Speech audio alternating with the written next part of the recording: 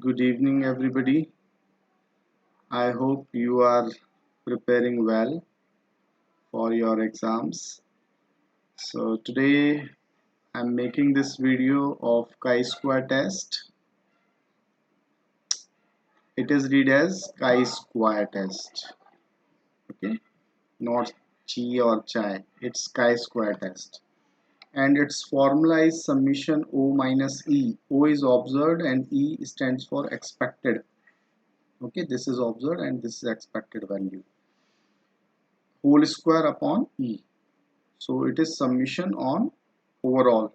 So this value can be put in brackets. So let's see what we do in chi-square test and how do we test our hypothesis. Before starting, I want to tell you that this is a very important topic as has been introduced this year itself in 20 to 21 batch. And I think a question of 10 marks would definitely come.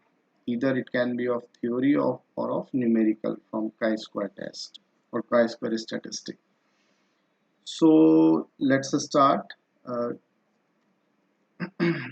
so as you can see, there is some theory I have given you like as a part of introduction of chi-square test. So Carl Pearson introduced this test, and it is basically to test the expected frequencies and observed frequencies differences. Is there any difference uh, between observed frequencies and expected frequencies? So basically we make use of chi-square to test three types of tests. One is for independence, second is for goodness of fit, and one more test is test of variances. Test of variances is not part of your syllabus and we are not going to discuss here, but as a use or as an application of chi-square test you must be aware that one of the application of chi-square test is to test the variances of two populations. Okay, so let's start. You can read this theory your own. I expect from you that you can understand theory. Let me come to the numerical part. Okay, a chi-square test is a statistical test commonly used for testing independence and goodness of fit.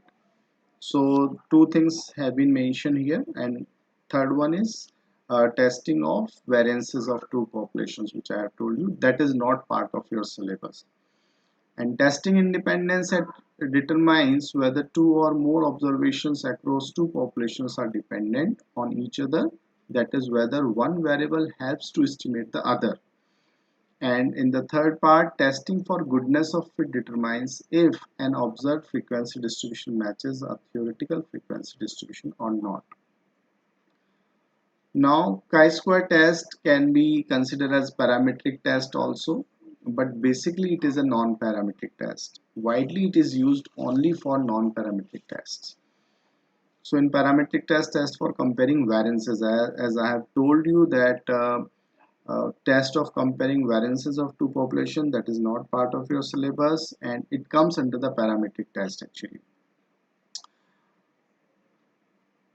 And next, conditions for application of chi-square test. Observations recorded and collected are collected on random basis. Obviously they should be randomly collected. All items in the sample must be independent. No group should contain very few items, so it is a very important condition. Say less than 10, so none of the group may have less than 10 items. Some statisticians take this number as 5, but it should be at least 10, but 10 is regarded as better by most statisticians. Total number of items should be large, say at least 50. So the another very important condition is the total number of items must be 50, at least 50. Okay, not less than 50. This is the shape of chi-square distribution for the different degrees of freedom. As I've told you about the T distribution and F distribution, where we make use of degrees of freedom. In chi-square distribution also we make use of degrees of freedom. Here small v denotes the degrees of freedom. So for the different degrees of freedom, you are you you are watching here the shapes of chi-square distribution. Here you can observe one thing, that as the degrees of freedom are increasing, the shape of the chi-square distribution is approaching to the normal distribution shape. Okay, you can observe this. It is a very important thing. So because whatever is the distribution, every distribution finally, if the sample sizes increases, it approaches to normal distribution. Okay, next, so the number one test here I have written as the comparing variances. Its formula is this, but here it is not part of our syllabus, so we would not discuss it about here. And these two things are to be discussed: test of goodness of fit and test of independence. And in both the cases, the chi-square statistics is calculated by this formula. Okay, so let's see, let us take some examples so that we can understand the concept of chi-square test. Okay, the same thing here have been mentioned. Okay, and as a test of goodness of fit, it enables us to see how well does the assumed theoretical distribution such as binomial distribution, partial distribution or normal distribution fit to the observed data. When the calculated value of chi-square is less than the table value at certain level of significance, the fit is considered to be good one, and if the calculated value is greater than the table value, the fit is not considered to be good.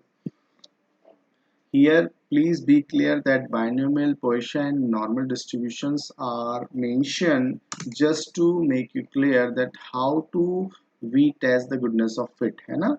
It is not necessary to have always binomial, Poisson or normal distribution. Though these three distributions are part of your syllabus, that's why they have been mentioned as an example to test the goodness of fit. But any data can be tested for goodness of fit. Like here in these PPTs, I have taken a different example where uh, I have not introduced binomial, Poisson or normal distribution, but a distribution is given simply. Okay, let's come to that question. This is an example I have taken. Here, as personal director, you want to test the perception of fairness of three methods of performance evaluation. So here we have three methods to evaluate the performance of employees. Of 180 employees, 63 rated method 1 as fair. So out of 180, 63 rated method 1 as fair, 45 rated method 2 as fair, 72 rated method 3 as fair. At the 0.05 level of significance, means 5% level of significance, is there a difference in perception? So here what we are going to do, we are going to test the goodness of fit of this given distribution. So what we need to do here, this is your observed frequencies you have given. You have to calculate expected frequencies and finally calculate the chi-square statistic. And how do we do that? Let's see. So as you can see here, observed frequencies for method 1, method 2, method 3 you have given. Expected frequency would be obviously 180 divided by 3 means 60 60 60 for all the three methods. O minus E means observed and minus expected frequency. You can calculate easily, then make its square and finally calculate the O minus E whole square upon E and make its summation, that is 6.3. So here this is what 6.3 is your chi-square statistics. Please note it that chi-square has it's like what to say, diagonal line, like little bit curvy. Okay, from left to right. It is not a capital X, it is a different kind of symbol, chi-square test statistic. So here chi-square statistics comes as 6.3. Okay, now what to do? Now we have to compare this chi-square statistics with the tabulated value.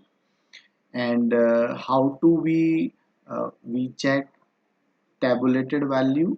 First of all, in the solution I have written here, let us suppose that h naught, under h naught, the perceptions are having same value, that is 1 by 3. P1 equals to P2 equals to P3 equals to 1 by 3.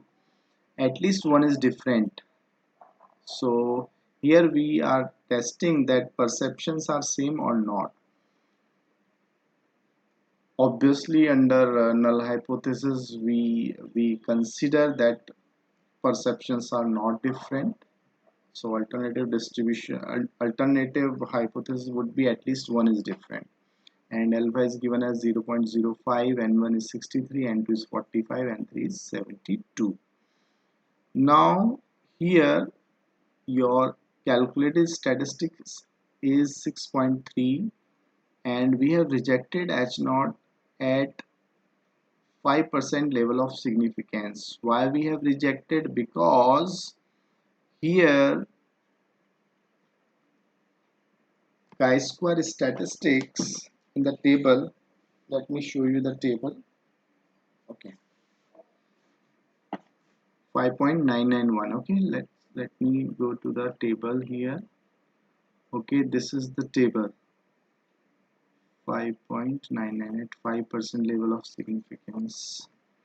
So this is the value at 5% level of significance. Chi-square statistics is 5.99, and its degrees of freedom is 2. Why we are taking its degrees of freedom as 2? Because here we are taking three samples. Okay, so the degrees of freedom would be n minus 1, not n minus 1, we should say capital N minus 1, because small n1, small n2 and small n3 are the sample sizes. And how many total samples are there? 3. So 3 minus 1 would be 2 degrees of freedom. So this is the degrees of freedom here. So that's why we have taken chi-square statistic as 5.99. In this PPT, I have given you one more table, because degrees of freedom can be uh, more than 10 also. So here in this table only up to 10 degrees of freedom values are given.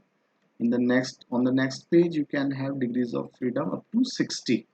So if you got any problem where degrees of freedom are very large, then even you can find the value of chi-square statistics to compare the calculated value. So now come back to that page where we were.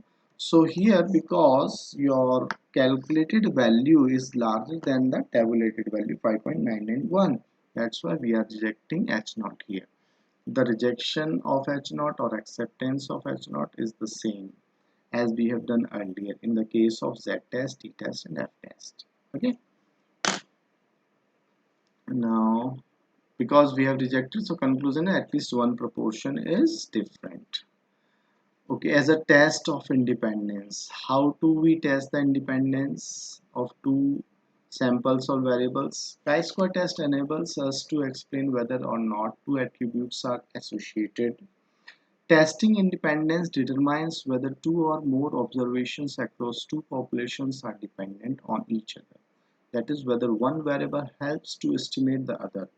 If the calculated value is less than the table value at certain level of significance for a given degree of freedom, sorry, we conclude that the null hypothesis stands, which means that two attributes are independent or not associated. If calculated value is greater than the table value, we reject the null hypothesis. In a very simple way, I give you an example. Suppose if you want to conduct a survey on 100 people, that out of 100 you conducted a survey and asked them that do you drink, do you smoke, and some of them would have common habits of smoking and drinking. Many of them can have only smoking, many of them can have only drinking. Okay, So these attributes can have some dependency, like you may have some people those have tendency to drink and simultaneously of smoking. So in these kind of situations also we check the independence. Is there any dependency on drinking and smoking habits? So something like that we do in the test of independence. Let's see what example I have taken here. So here I have first of all I have mentioned the steps involved. So first of all, determine the hypothesis. You know very well. First of all, we have to set hypothesis. Then calculate expected frequency, and here the formula to find expected frequency would be little bit different, because in these kind of situations we would have a contingency table which is cross, which has rows and columns. So in the example you would see that how to we find expected values. So remember this formula to calculate expected frequencies: row total, column total divided by grand total. In this way we would calculate the expected frequencies. Sorry, calculate, then after, thereafter calculate the test statistic chi-square. So chi-square statistics always have the same formula: summation of observed minus expected whole square upon expected value. Then determine degrees of freedom. So when you have rows and columns means contingency table, in that situation to find degrees of freedom you would multiply row number of rows minus 1 and into number of columns minus 1. So suppose you have a table of like suppose you have a table of 3 columns and 2 rows. So here R would have 3 value. No, columns are also 3. So columns are also 3. So your degrees of freedom would be 3 minus 1 into 3 minus 1. So it would be 2 into 2 means 4 degrees of freedom. So in this way we would calculate the degrees of freedom. Let's come to the next page. Thereafter you know how to we conclude about rejection and acceptance of the H naught, that is written here simply to calculate to compare the calculated value of chi-square statistics and tabulated value. Now let's come to the example. Example is this: suppose the researcher is interested in voting preferences on gun control issues. Gun control means the people having licensed gun at their home.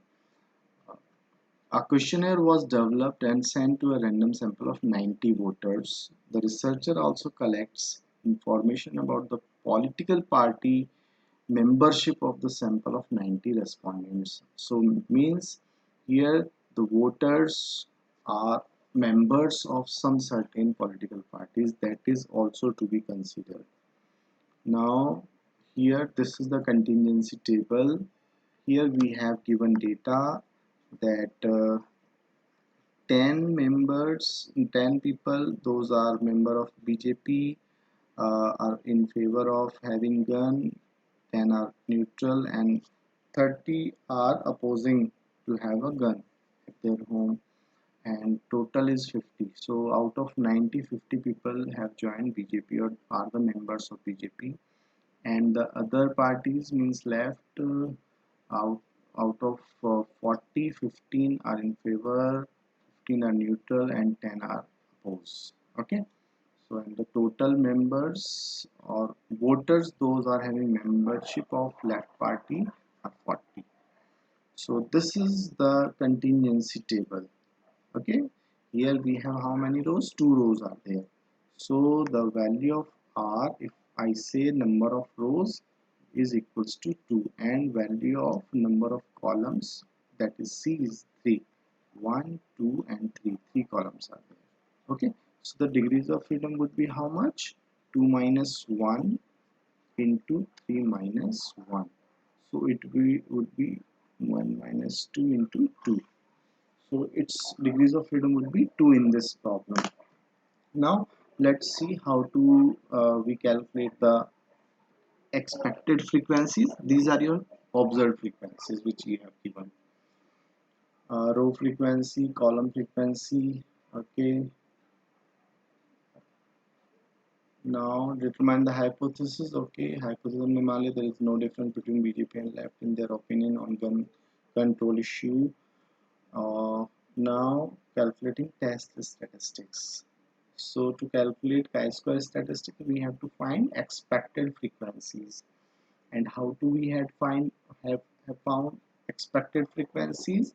मैंने बताया था formula आपको कि row total, column total. Suppose you want to find, as here it is written as 13.9, and how do we have calculated it? It is calculated as row total, that is 50, into its column total, that is 25, divided by grand total, that is 90. So in this way you would calculate value is 13.9, and it has been shown on the next slide also.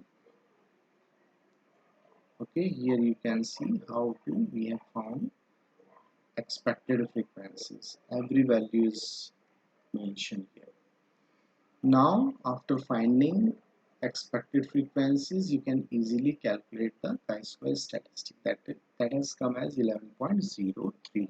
Now just simply compare this with the chi-square statistics, tabulated chi-square with 2 degrees of freedom at 5% level of significance, and 2 degrees of, just we saw na, it was 5.99 I think. So this calculated value is larger than that. So what we should do, we should reject our null hypothesis, and it must has been rejected. Yes, null hypothesis is rejected as our critical table value is 5.91. So you see that how we test the test of independency by using chi-square statistics. And one more test of independence I have given here. You are marketing research analyst and you ask a random sample of 286 consumers if they purchase Diet Pepsi or Diet Coke at 5% level of significance. Is there evidence of a relationship? Means, is there a tendency of drinking Diet Pepsi and Diet Coke together? Means that is there any common people those are having Diet Pepsi and Diet Coke as well as, so that we want to check the relationship. So in the same way here also we would calculate the expected frequencies in the same way we are doing, and finally we calculated chi-square statistic as 54.29. It is and here your degrees of freedom would be 2 minus 1, 2 minus 1, 1. Here your degrees of freedom is 1. So at 1 degrees of freedom at 5% level of significance, the value of chi-square statistics is 3.841. I can show you this value in your table also.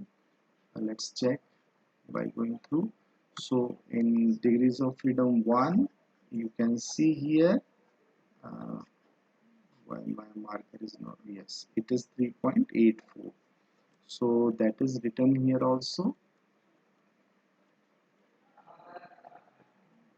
Yes, 3.841. So because your calculated value is far larger than the tabulated value, so obviously you would reject your null hypothesis and would say that there is evidence of a relationship between the consumers of Diet Coke and Diet Pepsi. So this was all about chi-square statistics. I hope it would help you to understand the concept of chi-square statistics, and not only to understand, and you would be able to explain the uses of chi-square statistics, properties of chi-square statistics, and numericals of chi-square statistics. Thank you so much, बच्चों. Wish you all the best. Bye bye.